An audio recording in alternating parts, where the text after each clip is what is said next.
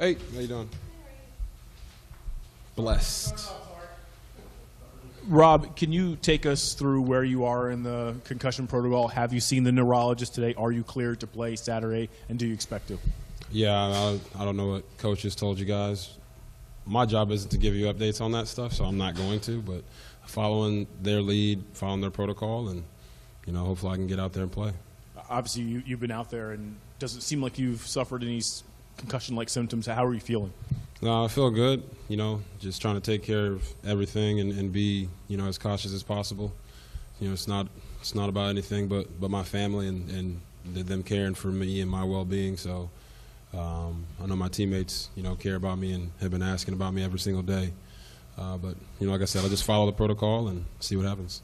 I know there was some confusion out of the gate. Did you have a concussion, or was that a precautionary thing taken? You got to talk to the people who report that stuff. I don't report that stuff. So I was in the locker room taking a shower, getting ready to watch the rest of the game. So I don't know. Well, since we haven't talked to you since then, what was it that wasn't going right for you guys, and how do you make sure to get that fixed before Saturday? Yeah, we just weren't moving the ball. And we're all out here working to get better every single day, and those preseason games can go really great, can go really bad. We just had a bad outing. So just get back out there, hopefully on Saturday, and play Baltimore. And, they're coming. They're not going to just lay down and let us do what we want to do, but we got to go out there and execute. This may be in the category of things you don't want to answer, but I will try. To your knowledge, would this have been the second concussion of your football career?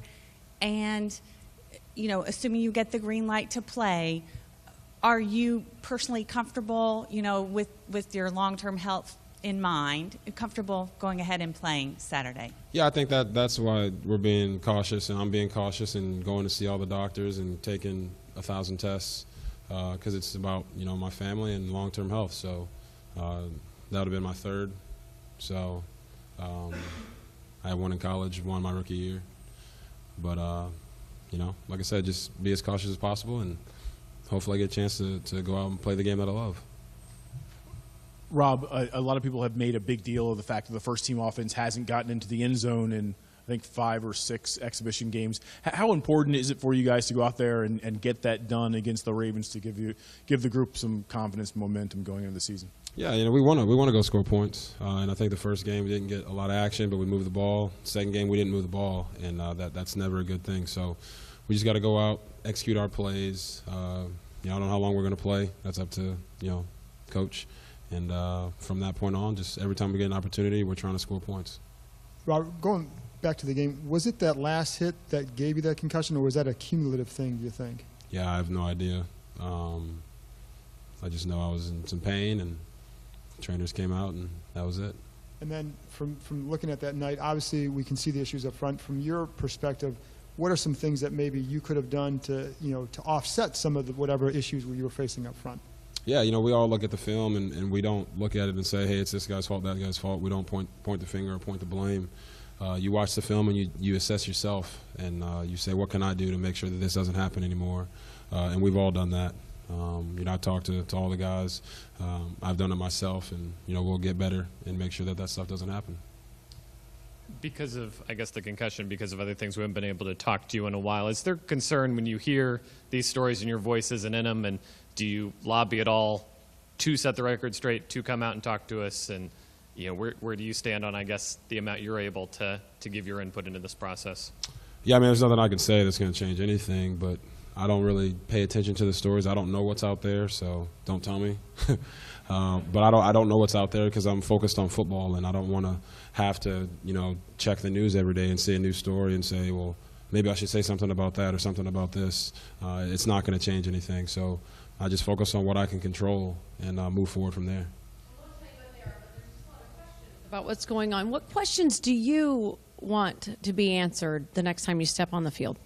Like I said, we just want to keep getting better out there. We want to put points on the board, want to sustain drives, and just work on all the things that we've been working on through OTAs, minicamp, and training camp, situational football, and we'll get some situations against the Ravens, a very formidable pass rush, and just try to go out and do the best we can to be a great offense. That's what everyone's goal is, and get to the regular season and be confident. Rob, how difficult is it for you when You look at some of your best weapons. Deshaun Jackson's been out for a while. Trent didn't play in the other game. So do you feel like, as far as the assessment of the first-team offense, it's hard to get a fair assessment when your main weapons are out? Yeah, I mean, but you know, there's a big sign at Baylor that says no excuses. It's not here, otherwise I'd say it was here. But that's just, you know, it's part of the game. You know, Trent didn't get to play. D-Jack hasn't played a lot. Jordan hasn't played a lot. But when we get all those guys back, you know, we got to make sure it's a well-oiled machine. And that can be tough when you don't have those reps. But at the end of the day, it's a big boys game. And when you step out there, the 11 guys that are out there on the field with you, you trust those guys. And I trust the guys that are out there with me, that we'll keep getting better and learn from our mistakes. When you look at the film and you see, hey, you know, you're looking at what you can do specifically, are there plays where you go, man, I got to get rid of that one faster, that one's on me? Yeah, I mean, anytime, you know, I don't just, you know, chuck up anything that's someone else's fault. So I just try to find ways where maybe I could have seen that coming or this, that, and the other, and you move on. And, you know, just like I said, we just try to all get better. And when I watch that tape, I don't point the finger. I just say, all right, this is what I could have done a little bit better, and, you know, you move on. Despite his rookie, stepping stones and everything, there's been a lot of praise for Brandon and Morgan as a team on the right, but we mostly talked to the coach about it. As a quarterback, how are you seeing that right side of the line? And it must be exciting to be behind your starting line now Saturday night. night. I mean, two young guys that, you know, are real excited about the game. And, you know, it's cool to have those guys there. Morgan's just ginormous at right tackle, just like Trent at left. So it's a great bond between us five up front, and you know, just a lot of fun to be around. So I know they're all working as hard as they possibly can to be the best that they can be, and I'm doing the same thing. And that's a pretty good recipe for success. We just got to go out and show it. Last year, that third preseason game was also in Baltimore, and things didn't go well for the first-team offense there. Is that on your mind this week, and is that something maybe adding additional motivation as you get ready for this one? No, we know it's not going to be easy. It's a great defense. You know, they have great players. They have a philosophy. They have an identity that they stay true to.